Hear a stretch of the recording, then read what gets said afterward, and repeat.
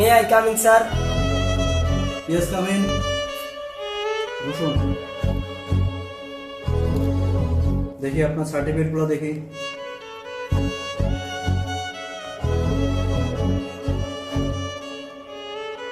বাহ, আপনার রেজাল্ট তো খুব ভালো।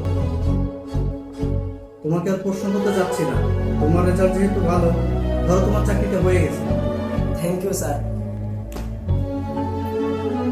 তবে একটা সমস্যা আছে, চাকরিটা পেতে হলে তোমাকে 2 লক্ষ টাকা ঘুষ দিতে হবে। স্যার আমি এত টাকা পাবো কোথায়? এটা এমন দেশ, তোমার টাকায় পড়ালেখা করবে, তোমার টাকা দিয়ে ঘুষ দিয়ে আবার তুমি চাকরিতে যাবে। তোমার মতো আমি অসহায় ছিলাম, কিন্তু এই চেয়ারটাতে বসতে আমাকে 15 লক্ষ টাকা ঘুষ দিতে হয়েছে। সে টাকা আমাকে উঠাইতে হবে না?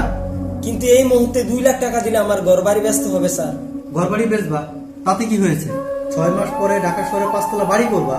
এখন প্রত্যেকটা সেক্টরে ঘুষ দেওয়া লাগে। তুমি ডাক্তারের কাছে যাও, কিছু টাকা দাও, তোমার সিরিয়াল সবার আগে।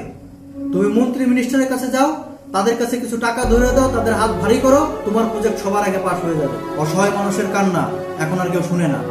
এই হচ্ছে দুনিয়া। যদি এই হয় দুনিয়া, তাহলে রাস্তাঘাটে মাতলামি করে পড়ে থাকা লোকগুলোর বাবাই আপনাদের মতন এরকম চেয়ারে বসে থাকে। যদি এই হয় দুনিয়া স্যার, তাহলে 5 ফেল হওয়া ছেলের সাথে বিসিএস ক্যাডারের মধ্যে কোনো পার্থক্য থাকে না।